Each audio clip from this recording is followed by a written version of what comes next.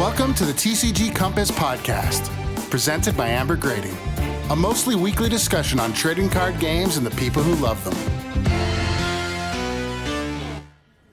I'm your host, Daniel, and today I'm joined with my co-hosts, Grant and Mark. Hi there. Hello. On today's show, we're talking about the Magic the Gathering's banned list. The cards that are too good for the game's health. And just perfect for the cube. Exactly. So, Mark, can you tell us a little bit more about what the banned list is? Well, the banned list is a list that's managed by Wizards Competitive Play, and when they decide that a card has reached a level where it's unhealthy to continue to exist in the format, they will basically ban it and just prevent players from being able to use that particular card in formats that they feel are being negatively affected by its presence. Grant, is there anything you can add to that? When like the secret Magic cabal of players thinks that they also don't ban cards that are in standard because, you know, the feels bad of opening a pack of cards and having a card that's banned is pretty bad. So there's some like people who are like they hold off on bans for as long as humanly possible in order to sell product. Yeah, they don't want to affect those box sales, right? The first standard ban that ever really impacted me was that Jace the Mind Sculptor and Stoneforge Mystic one, because it was just like a week before the rotation, and then they banned the like two best cards in the deck from Cobblade. It was just like, why? Like, just let it go the last week, you know? But something really interesting about that ban is there was only a handful of bans before that one. In fact, after that one, I think there was a good decade between any other standard bans. And then after that, it was like machine gun bans. I'm sure you remember that, Grant. Yeah, it was one of those times where I had kind of just gotten back into Magic after taking a break and then, you know, started playing Standard and Shadows over Innistrad block and Kaladesh Aether Revolt block, and you're just like, whoa, now everything's getting banned. Like, the best decks are always getting banned out of the format. Yeah, exactly. And who can forget the pre-launch ban with, what were those, Companions? Yeah, Lutri. Yeah, that was pretty crazy. I think Mark remembers that one in particular, I know, because we were talking about how those cards were going to change the game before they were even printed. Yeah, I remember them getting printed. I remember looking at at that mechanic and saying this is the biggest mistake that I can remember them making in a long time, because originally they didn't even have that 3-mana tax. Even with it, you can see what like some of the stronger companions like Luris and stuff are still doing to all these various formats. But without them, I remember looking at them and I came to the realization where it's like, I'm going to have to cube all of these. We're going to have to play all of these. There's literally no reason to exclude them. They are so powerful when you just get a free card that you can play from outside the game. I don't know how it got through playtesting. I don't know how it got through this. And then, yeah, it was not only did they have to modify the way that the mechanic worked before it even came out, but then they had to start putting taxes on it and this and that. And, you know, Chuggy, you had mentioned something about them having to pre-ban it in certain formats. Yeah, the Commander community saw that Lutri was going to be pretty rough to play against and had ridiculous combo potential, and especially with the pre-tax on on bringing it to your hand, they're like, this is just too insane. Like, there's no way that we can let this happen. So a day zero ban happened where we said bye to the cute little otter. Well, I wanted to get you guys' thoughts, right? Because on Eternal Play, Vintage, Legacy, Modern, the ban list has been around for a long time and continues to affect those formats. But some cards might have been banned, let's say, in Modern or Legacy, like really early 2010s, and they're still on the reserve list. And, with the power creep being what it is, and we're getting all these free cards from Modern Horizons 2, like, are some of those cards still deserving to be on the reserve list? And I'll start with you, Mark, but what could be done to try and make the ban list like a more functionally or more improving aspect of these formats? Well, I'm one of the people that when I would rather err on the side of unbanning cards to add health and diversity to a format than banning them whenever possible. And I know that for a long time there were cards that were on the modern ban list that I thought didn't belong there, especially because, like you're talking about, they keep printing newer cards, stronger cards, and I think it's always a good idea to take a look at the format as it exists, the ban list as it's been curated, and decide before adding more cards to it if there are cards that can be taken off of that to make changes to the metagame and things like that. They were so worried for the longest time, oh, we can't have Bloodbraid Elf in Modern, that's going to be too good. Oh, we can't have Jace in Modern, that's going to be too good. And Stoneforge and Wild Nactyl was banned for a while, and it's like, okay, well, what are we really doing here, guys? Like, the quality of the cards that are being printed is so high that you need to go back and revisit these banned lists and remove cards and free them up, and that's a good way to shake up the metagame and allow players to use cards and have access to new things just as much as adding to it does. Right. I know you and I had talked many times about how does a 4-mana card in a format where turn 3 is often the end of the game, how is that going to be so powerful that it warps the game, and it just didn't really make a lot of sense, and like Bitter Blossom, for example, like card still hasn't seen any competitive modern play, not in any tier 1 or 2 decks. But what are your thoughts, Grant? One of the things that, to Mark's point, we live in a world where, especially in Modern, we're seeing turn 3, turn 4 wins. And there's a ton of cards that shut off combo decks. So, there are answers that are sideboard answers, granted, that are out there that, kind of cover a wide swath of decks that would combo off by that turn. So, and if you think about it, you play more sideboarded games in Modern constructed, Legacy constructed than you do unsideboarded games, right? That's just how the math works out in your lifetime. So, is it better for them to unban a lot of these things? Probably at this point in time, right? Like if you look at Modern, you have like the artifact lands on there, you have Green Sun Zenith, Deathrite, Dig Through Time, Eye of Ugin, right? Like there are so many things on here where you're just kind of like, is this really going to break a format where degeneracy is already the norm? Probably not at this point, right? And that's why, like, even with Legacy, because Legacy is kind of wide open right now, it's kind of an interesting time to play, whereas Modern, I think, tends to gravitate toward, quote-unquote, what's the best deck once the bans kind of get shaken out of the format, basically. But yeah, I think it's interesting. They're more interested always on finding cards to ban than finding cards to unban, right? Like even KCI, right? Cart Clan Ironworks. I think one of the reasons why it got banned was more so that it was a not interactive, not fun deck to watch on stream than it being, quote unquote, the best deck in Magic. It's not like KCI was a ridiculous percentage of, what people played in a one tournament one time type of thing. Whereas like when Smugglers Chopper got banned out of Standard, that top 8 had 32 copies of Smugglers Chopper in it, and it's like, okay. There's just no reason not to play Smugglers Chopper in no matter what your deck did. So yeah, and that makes sense. And Standard, is a much more, limited format in terms of like your card pool and answers, and you want a lot of diversity in a format like that.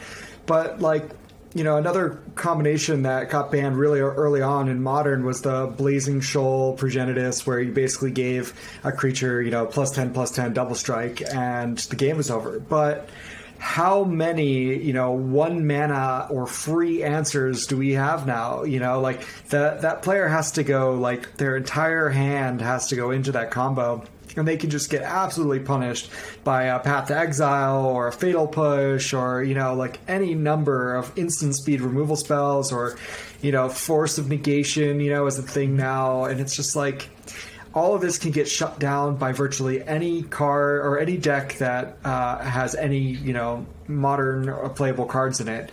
So it's like, at one point in time, like maybe that was super insanely good to try and put all your eggs in this one basket and try to win on turn 2, but it just is not very likely that that's good anymore, And one of the things I would recommend is instead of a banned list, do like a probation, whereas it takes a season off and then it comes back in. If it's still too good, then it takes a year off, and then if it's still too good, then it takes 3 years off.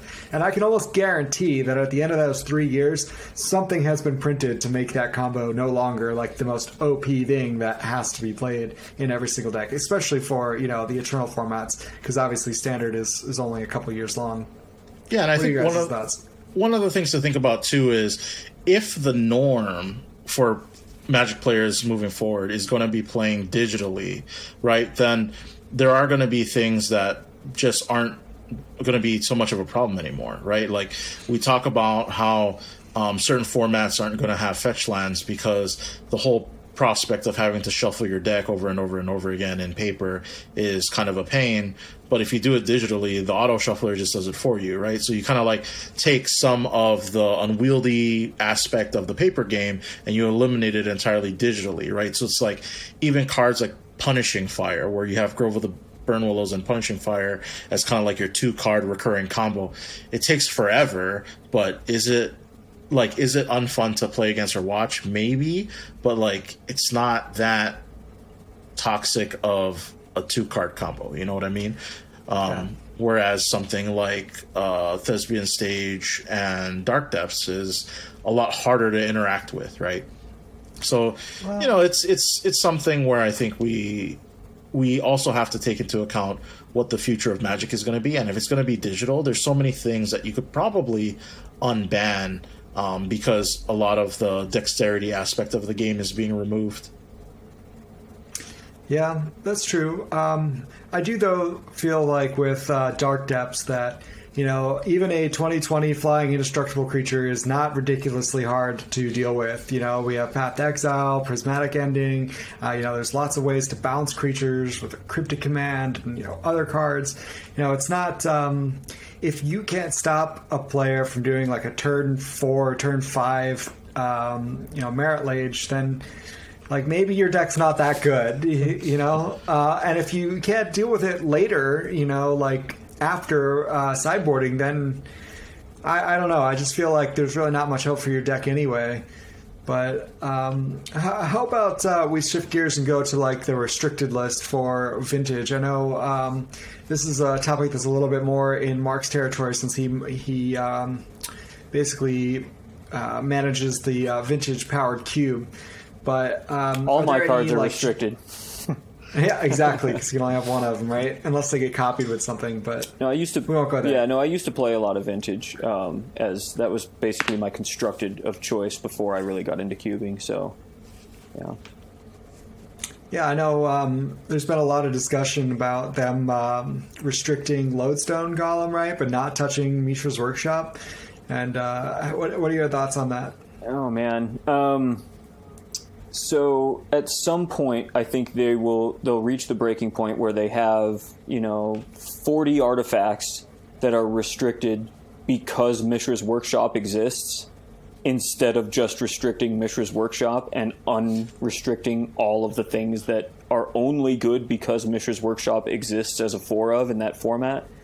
But it's such a big part, right, of what people think of when they play it, and so they consider the fact that somebody might have spent $10,000 on a playset of Mishra's Workshops and they don't want to restrict it, right? They don't want it to do that, and I don't know how much Vintage is still on the radar for Wizards when it comes to, because they've got problems to solve, right? Wizards has their plate is full of things that need their attention. And there are things that I would do with Vintage, certainly, that would be different than the way that they've been handled. But I know that they're going to be a little bit hesitant. They would rather ban a new artifact creature that costs $1 than ban or than restrict, something that has been a mainstay and a staple of that format for a long time, that the enfranchised players, are always worried that there's going to be an announcement that comes out and just hacks down their huge investment, right? Yeah, that makes sense. But at the same time, Vintage almost feels like a kitchen table MTGO only format at this point in time. Yeah. I mean, I've never seen a Vintage event. I've seen 93, 94 at Grand Prix, but I still don't think I've ever seen a Vintage event outside of, I think, Eternal Weekend or something like that, or maybe in like Europe or the Northeast United States. Like there just isn't enough players to really cobble together anything that looks like a tournament. I mean, even Legacy kind of struggles nowadays with the prices of duels and reserve list cards because the format's kind of inaccessible to the average person who hasn't been playing their whole life or is not super wealthy.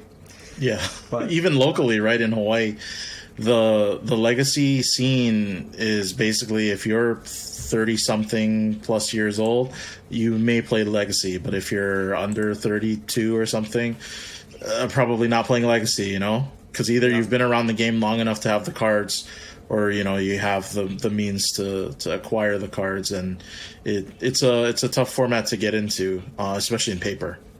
You know what would make the format a lot easier to get into? Just unban Deathrite Shaman. Unban it in Modern, unban it in Legacy, make it standard legal again. Just like everybody gets a Deathrite Shaman. I feel like all the formats would be fixed because Deathrite Shaman is like the great equalizer. It's splashable, it fixes, it interacts with graveyards. It does everything that you want a card to do for 1 mana. It's got second toughness. I mean, the card is like insanely good. And it can win you the game, but it's really unlikely that it's going to be your win con. I'll get you a free Deathrite bumper sticker that you can throw on your card. Yes! Push. Free DRS! Yeah. DRS is innocent. It might make it a target for some people, though, so I don't know if that's a good idea. Yeah, maybe. Well, you know what I think about sometimes is with the cost of dual lands becoming so expensive, what if people just started putting shock lands in? Like, how many games would actually have a different outcome because they took, 2 or 4 or 6 damage from their lands? Would it be a lot of them? I mean, I think instinctively I want to say yes, but I don't know for sure if that's the answer. The burn players would be happy, I'll tell you that. Yeah? Yeah, I mean, I don't know. I think it would definitely have an impact, and there are players who play in proxy-free tournaments that will do that, or they'll have 2 volcanics and 2 shocks because they don't have a full set of these various blue duels, and that's just what you have to do because that's what you have to play with. But when it comes to actually building your mana bases and sitting down and trying to build an optimized deck, you are just fundamentally at a disadvantage, and it allows people to kill you faster with their Deathrite Shamans. So you got to watch out for that. Right. And I was a big fan when they printed the lands for the dual lands for Commander, where they came into play untapped. Depending on the number of opponents you had. I thought that was like a neat use of available design space in order to print a dual colored land in a particular format that comes in untapped pretty much most of the game.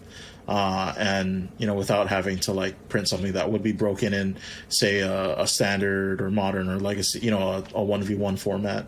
And you know what? To piggyback off of that, I'm waiting for them to use the design space for cubes, where the land would enter the battlefield untapped if your starting library had fewer than 60 cards in it. Where it couldn't possibly affect any constructed format. You wouldn't even be able to use it in EDH, but you could certainly use it in the cube as an extra full dual land because all your decks would hopefully be 40 cards. Yeah, they've actually been getting really creative with their design space and getting around some of the cards that are on the ban list. So you look at Modern Horizons 2, they came out with the dual artifact lands. Now, they don't come into play untapped, but they do produce 2 different colors of mana, which makes them pretty awesome. What are your thoughts on that, Grant? I like that they have a really dynamic team that's designing cards these days, and I like that they're letting them explore a ton of different design space that we've really never ever seen before. And now it's kind of how do we find the right balance between not stifling the creativity and the spaces that they're exploring, but also not having to ban cards every month or every 2 months, right? Like it's like finding that delicate balance. And in the past, we've seen these like ebbs and flows where we see these spikes in power, and then we see like the doldrums happen. And the doldrums are really not so much fun to play with, especially right after like a super high power format. So it's like, I'm hoping that they kind of find that nice middle ground where they're able to explore like all these new spaces, but also not creating things that are extremely problematic from day one. Yeah, I think Arena's really going to help with that because there's just so much more data that's flowing in 24 hours a day, and they can identify issues really, really early on. And it also might provide a platform for testing before cards are actually even created. I think the new Arena format will allow that to happen kind of without people even knowing it's happening. But we're coming up against the end of our time here. Grant, where can our viewers and listeners find you? You can find me on Facebook and Instagram at Chuggy_Bear. Awesome. And Mark? You can find me on Twitter at WTWLF123, or you can find me over on MTG Salvation. And to get in touch with us, see the episode description or head over to ambergrading.com/TCG Compass. We'd love to hear from you. That's our show for today. Thanks for joining us for the TCG Compass podcast. I've been your co-host, Chuggy. I've been your co-host, Mark. And I've been your host, Daniel. We'll see you next time. This has been the TCG Compass podcast, presented by Amber Grading. Thanks for listening. You can find us at ambergrading.com/TCG Compass, at Amber Grading on Instagram, Twitter, or Facebook, or drop us an email, tcgcompass@ambergrading.com.